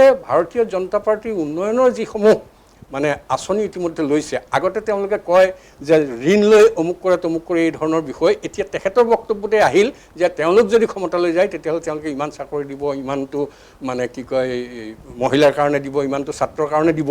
আচলতে যিখিনি আঁচনি আমি ইতিমধ্যে ঘোষণা কৰিছোঁ সেইখিনিকে তেওঁলোকে পুনৰবাৰ ঘোষণা কৰাৰ কথা বাদে অন্য একো কথা কোৱা নাই, যিটো ক্ষেত্ৰত আকৌ আমাৰ বিৰুদ্ধে তেওঁলোকে মানে আপত্তিহে কৰে। কিন্তু আজিৰ তাৰিখত সেইটোৰ উপৰিও যিটো কথা কংগ্ৰেছ দলে কোনোদিন ভাবিব পৰা নাছিল, 200 বছৰ ধৰি ইয়াতে চাহ শ্ৰমিকসকলে কাম কৰি আহিছিল, তেওঁলোকৰ ল'ৰা ছোৱালী স্কুললৈ যাব পৰা নাছিল, তেওঁলোকে সেই কোৱাৰ্টাৰটোত যদি থাকিবলৈ হয় তেতিয়াহ'লে তেওঁলোকে যদি 6, 7, 8 পঢ়াৰ পিছত যদি বাপেকটো ৰিটায়াৰ হৈ গৈছে সেই কোৱাৰ্টাৰটো ৰক্ষা কৰাৰ স্বাৰ্থতে তেওঁ কি কৰিবলগীয়া হৈছে, স্কুল বাদ দি বাগানত জইন কৰিবলগীয়া হৈছিল। 200 বছৰে গোলামী কৰি আছিল সেই আদিবাসী মানে চাহ শ্ৰমিকসকলে। কিন্তু ভাৰতীয় জনতা পাৰ্টীয়ে আজি সেই চাহ শ্ৰমিকসকলক মাটি অকণমান প্ৰায় অনুৰোধ জনাইছোঁ। মই এতিয়া পোনপটীয়াকৈ মই পীতাম্বৰ যোশীৰ ওচৰলৈ আহিছোঁ আৰু পীতাম্বৰ যোশী ডাঙৰীয়াই কিবা এটা ক'ব। মই 1 ছেকেণ্ডত মই শেষ কৰি দিছোঁ, কাৰণ এইটো শেষ বক্তব্য হ'ব।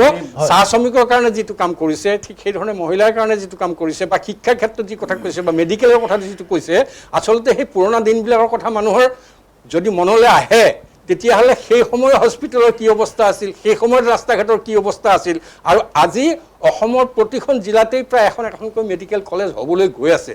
ৰাতিটোৰ ভিতৰততো সকলো কাম নহয়, ইতিমধ্যে অগ্ৰগতি আৰম্ভ হৈছে। ঠিক একেটা সময়তে 70 বছৰ 3খন দলং তেওঁলোকে বনাইছিল, আমি আজি 9খন দলং ব্ৰহ্মপুত্ৰৰ ওপৰত বনাইছোঁ। অৰ্থাৎ এই ধৰণৰ উন্নয়নৰ যিখিনি আঁচনি আমাৰ আছে সেয়া কংগ্ৰেছৰ তুলনাত 1000 গুণ বৃদ্ধি পাইছে 10টা বছৰত, যিটো 70 বছৰ তেওঁলোকে কৰিব পৰা নাছিল। সেইকাৰণে ৰাইজ আজি উবুৰি খাই আহিছে। আমাৰ অনুষ্ঠানৰ সময় চমুছে পিছে মই পীতাম্বৰ যোশী ডাঙৰীয়া আপুনি সংক্ষেপে ক'ব লাগিব।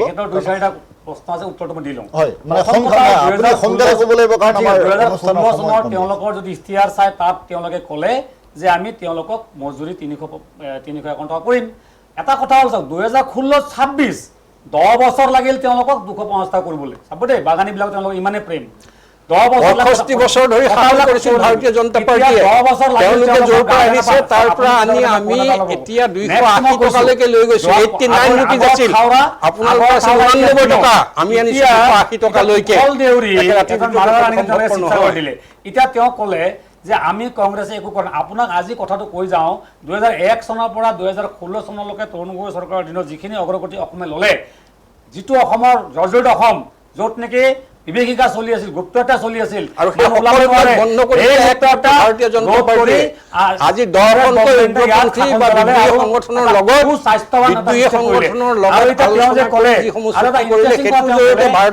লগত অসমত শান্তি ঘূৰাই আনিছে। কিন্তু এটা কথা, তেওঁলোকৰ আঁচনি আৰু আমাৰ আঁচনিৰ মধ্যে বহুত ডিফাৰেঞ্চ আছে। এতিয়া কথাটো হ'ল, মূল কথাত আহিব লাগে মানুহখিনি। মূল কথা তেওঁ এটা ক'লে যে 9 দুৱাৰত এনেকুৱা চলি আছে। মই আপোনাক 9 দুৱাৰৰ বিষয়ে এটা কথা কৈ দিওঁ। যেতিয়া ইলেকশ্যন কমিশ্যনাৰ এতিয়া ইলেকশ্যন ঘোষণা হয়, আজি দুখৰ বিষয়ে ক'ত ভাৰতবৰ্ষৰ ৰাইজৰ, অসমৰ ৰাইজৰ, অসমীয়া ৰাইজৰ আমি সকলো দুখৰ বিষয়ে ক'ত, যেতিয়াৰ পৰা ইলেকশ্যন কমিশ্যনাৰ প্ৰধানমন্ত্ৰীৰ নেতৃত্বত আহি গ'ল, তাত যিখিনি বিৰোধীসকলৰ যিখিনি কথা আছিল সেইটো নহ'ল। এতিয়া কি হ'ল, ইলেকশ্যন কমিশ্যনাৰ গভৰ্ণমেণ্টৰ লগত বায়াছ হৈ গ'ল। আপুনি মোক এটা কথা কওক, আজি 9 দুৱাৰত কোনো ধৰণৰ আইন কানুন বোলা বস্তু নাই। আপুনি যদি ছেকশ্যন অফিচাৰক ফোন কৰে, ছেকশ্যন অফিচাৰ সময়ত নাহে। আপুনি যদি ডিচি তাত যায় কমপ্লেইনো কৰে, কোনো ধৰণৰ তাত ল' এণ্ড অৰ্ডাৰ নাই। তাত কেলে নাই, ইলেকশ্যনৰ আগত যিখিনি বিষয়ে ৰদ বদল হ'ব লাগিছিল নহ'ল। যিটোৰ পৰিণতিত কি হ'ল, তেওঁলোকে কিছুমান চৰকাৰী বিষয় তাত থাকি তাত যে গণতন্ত্ৰ হত্যা হৈ আছে, তাত সকলো মানুহে জল পটপটকৈ দেখি আছে। আপুনি চিন্তা কৰক, আমাৰ এজন প্ৰাক্তন বিধায়কক তেওঁলোকে আগফালে গাড়ী পিছফালে গাড়ী তেওঁ আগৰি যদি এদিনাখন ডিফেন্সৰ বস্তু নথলে হয় তেখেতক সেইদিনাখন মাৰি পেলাই দিলে। প্ৰাণেশ্বৰ বস্তু মানে তেওঁলোকে প্ৰাণে মাৰাৰ সিদ্ধান্ত লৈছিলে। সেইদিনাখন কিবা কাৰণ তেওঁ বাচি গ'ল, কাৰণ তেওঁলোকে আগে পিছে গাড়ীখন কেপচাৰ কৰি দিয়ে। এই ধৰণে তেওঁ গণতন্ত্ৰ কৰিলে, কিন্তু ৰাইজে চাই আছে। চাওক, আজি মই এটা কথা কওঁ, আপুনি কৈছে, ইয়াত মই কৈছোঁ, আমি লিখিত দিওঁতে তাতে কাৰ্যকৰী হোৱা নাই। আমি FIR দিয়া পিছত থানাৰ ভিতৰত এজন লকাবৰ বাহিৰত আনি ল'ৰাটো মাৰা হ'ল, তেওঁক পিটা হ'ল, ঘৰৰ মানুহ লগ ধৰিব দিয়া নহ'ল, ৰাতিজাক ভাত দিয়া নহ'ল। এই ধৰণৰ প্ৰশাসন চলি 9 দুৱাৰত এইটো প্ৰশাসন চলিব। এতিয়া চাওক, কুশল দেউৰী তেওঁলোকে কি কৰিলে, আগৰ থাউৰা এতিয়া ডিমৌ যেতিয়া দেখিলে শিক্ষিত মানুহ অজয় ফুকন ডাঙৰীয়া আহিলে, অজয় ফুকন তেওঁক আনি শিৱসাগৰ দি দিছে। তেওঁ যিজনে ভাবুকি দি আছে আজি, কিন্তু কেনেকুৱা ভাবুকি তেওঁ দি আছে আপুনি চবে গম পাম। আৰু আমি জনা উচিত, কুশল দেউৰী এলাইজ আপোনাৰ জয়ন্ত হাজৰিকা কি মানুহ চবেই জানো, সকলো মানুহ জানো কি ধৰণে দিখংমুখত, কি ধৰণে শিৱসাগৰ ডিব্ৰুগড়ত কি ধৰণে তহিলুং মচাইছে, আমি চবেই জ্ঞাত আছোঁ। তথাপি তেওঁলোকে কৈছে যে আমি দল উইথ ডিফাৰেঞ্চ বিজেপিয়ে কয়, কিন্তু কাৰ্যক্ষেত্ৰত তেওঁলোকে সকলো বস্তু তেওঁলোকে ভৰি দি মোহাৰি অকল সমতাৰ লোভত তেওঁলোকে সকলো ধৰণে পীতাম্বৰ যোশী ডাঙৰীয়া, মই ধন্যবাদ জনাইছো। আমাৰ অনুষ্ঠানৰ সময় ইয়াৰ পূৰ্বে দুবাৰকৈ তেওঁ বিধায়ক আছিল, এইজন মানুহ ইয়াৰ পূৰ্বে বিধায়ক আছিল, গতিকে তেওঁৰ অতীত হয়তো বেলেগ আছিল, কিন্তু বৰ্তমানটো আৰু সেইটো নহয়। আৰু সেইটো হ'লে জনতা জনাৰ্দন তেওঁলোকে সিদ্ধান্ত ল'ব, আৰু সেই সিদ্ধান্ত লৈয়ে তেওঁ দুবাৰকৈ কিন্তু বিধায়ক কমিছনাৰে চৰকাৰী হিচাপে কাম তেওঁলোকৰ নিজস্ব স্বচ্ছতা আছে, তেওঁলোকে নিজস্ব ইণ্ডিপেণ্ডেণ্ট তেওঁলোকে হেৰি আছে, তেওঁলোকে যেতিয়া চকু মুজি দিয়ে তেতিয়া ৰাইজ বিবাদত পৰে। আজি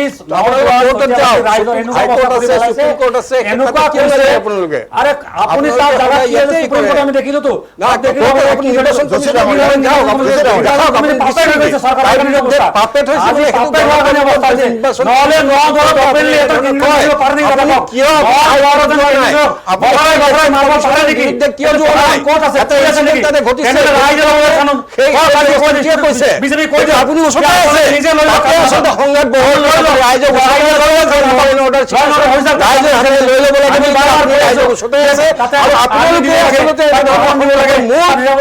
আপোনাৰ বক্তব্যৰ প্ৰমাণিত হৈছে যে ৰাইজৰ ওচৰতে আপোনালোকে পৰিকল্পনা কৰিছে আজি নিৰ্বাচন হাৰি যাব, নিশ্চিত হৈছে।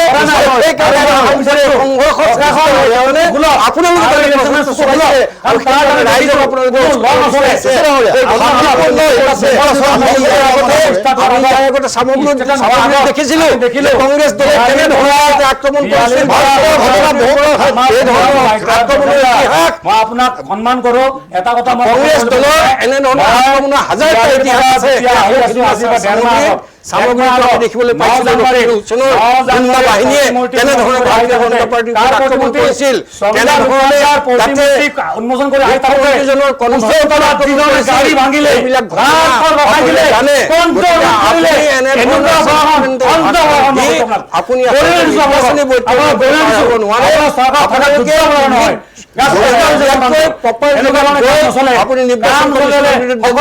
আপুনি হাইকোৰ্টত যাওক, আপুনি হাইকোৰ্টত যাওক,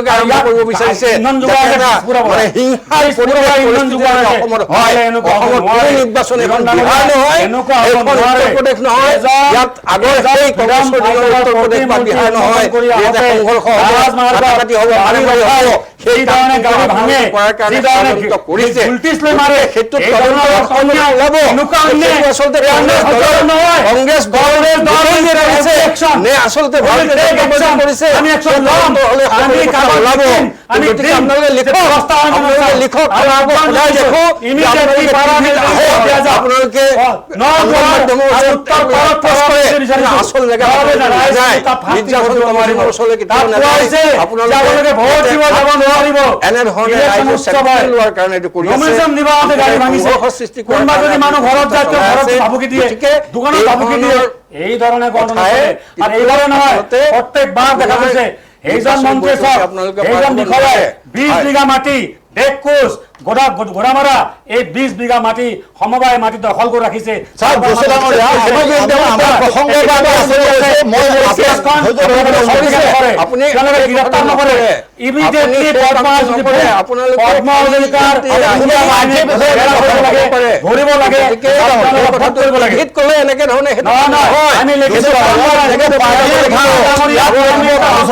জাগাত যাব লাগিব গতিকে আপুনি নাযায় তেতিয়াহ'লে কি হ'ব কাৰণ নিৰ্বাচন কমিছনে বায়াস হৈ গৈছে তাত অন্ধ নহয় হত্যা হ'ব ডেফিনেটলি সেইটো ল'ব মাৰি পকাই দিলে গম পাইছে যে কি আছে কৰিব পৰা বেলেগ ব্যৱস্থা আছে আমি সেই পথলৈ আমি যাব লাগে অনুষ্ঠান হ'ব ইতিমধ্যে আমাৰ অতিক্ৰম কৰিছে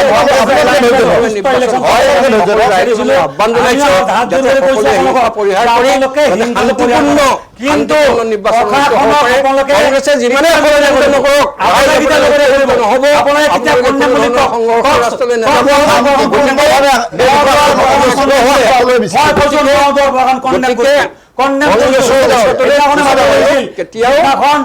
নাবাঢ়িব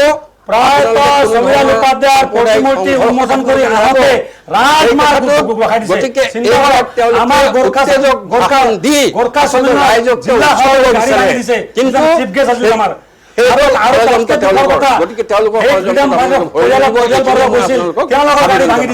এই ধৰণে গণ চলিব আজিৰ পৰা 1 মাহ আগৰ পৰা তাৰ দল ৰৈ আছে 1 মাহ আগৰ আমি গতিকে কি কৰিলে দেখিছো সেইটো কালচাৰ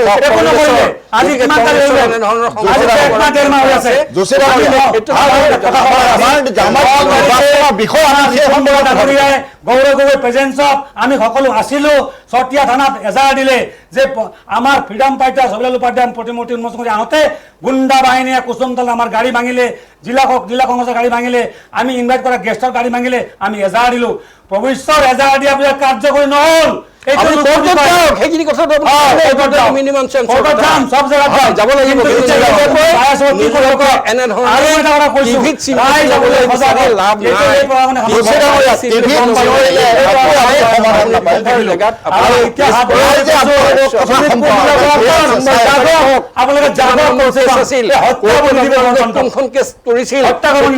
লৈ আহক তাৰপিছত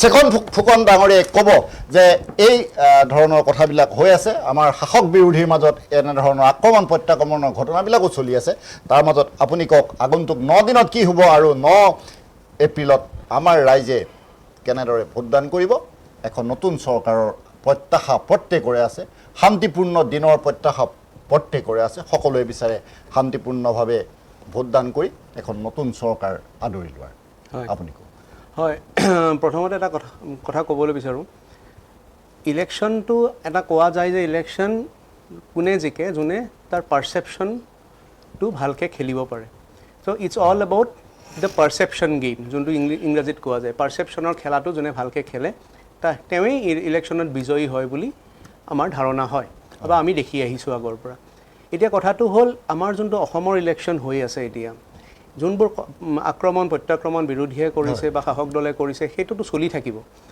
কিন্তু এটা বস্তু আমাৰ মন কৰিবলগীয়া আমি সেই তাহানি দিনৰ পৰাই 1979 দিনৰ পৰাই 1979 পৰাই আমি কি দেখিছোঁ আমাৰ যোনটো এটা সদায় এটা ৰণ চলি আছে কিহৰ কাৰণে জাতি মাটি ভেটিৰ কাৰণে সেই জাতি মাটিৰ ভেটিৰ কাৰণে তেতিয়াৰ পৰাই ৰণ চলি আছে আৰু আজিও চলি আছে আমি এইটো বৰ আমাৰ কাৰণে দুৰ্ভাগ্যৰ কথা যে এতিয়াও আমি সেই জাতি মাটি ভেটি লৈ সেই স্কুলৰ কাৰণে সেই শিক্ষাৰ কাৰণে সেই কি কয় আমাৰ স্বাস্থ্যৰ কাৰণে আমি চিৰন্তন লাগি আছোঁ আৰু সেয়াই লাগি থকাৰ আকৌ পৰিলক্ষিত হৈছে যদি আমি ডেভেলপমেণ্টেল পলিটিক্স যোনটো আমাৰ ক'ব লাগিছিলে আমি ডেভেলপমেণ্টেল পলিটিক্সৰ ওপৰত কথা পাতিব লাগিছিল কিন্তু আমি দেখোঁতে আমি ডেভেলপমেণ্টেল পলিটিক্সৰ ওপৰত কথা নাপাতোঁ আমি কিহৰ ওপৰত কথা পাতোঁ হিন্দু মুছলিম ইলেকশ্যন আমি কিহৰ ওপৰত কথা পাতোঁ কোনোবা কাষ্ট বেছ ইলেকশ্যনছ আইডেণ্টিটি পলিটিক্সৰ ওপৰত বেছি কথা হয় যিমানে পৰ্যায়ক্ৰমে ইলেকশ্যনটো ওচৰ চাপি আহে আমাৰ এই ধৰণৰ কথাবোৰ বাৰ্তালাপবোৰ খুব চলি আহে আমি আগতেও দেখা পাইছোঁ যেনেকৈ আজমলৰ কোনোবা ভায়েকে কৈ দিয়ে যে লুঙি পিন্ধা মানুহজন ইলেকশ্যন জিকিব আৰু টুপি পিন্ধা মানুহজন চিফ মিনিষ্টাৰ হ'ব এনেকুৱা ভয় ভ্ৰান্তি কাৰণ আমি ক'ব পাৰোঁ যে এনেকুৱা মানুহ নৰ্মেলি কোনেও ক'বলৈ সাহ নকৰে যেতিয়া এটা চ' কল ৰাষ্ট্ৰীয়তাবাদী দল এটা থাকে চ' এইবোৰ কোনোবা ভিতৰে এটা ভিতৰে কিবা এটা মিলন থাকে তেওঁলোকে এইবোৰ কথা কৈ পেলাই এটা ভয় ভ্ৰান্তিৰ সৃষ্টি কৰি মানুহক আকৌ সামাজিক মাধ্যমৰ সম্প্ৰচাৰ হৈ যায় আৰু তাৰপিছত এনেকুৱা সৃষ্টি হয়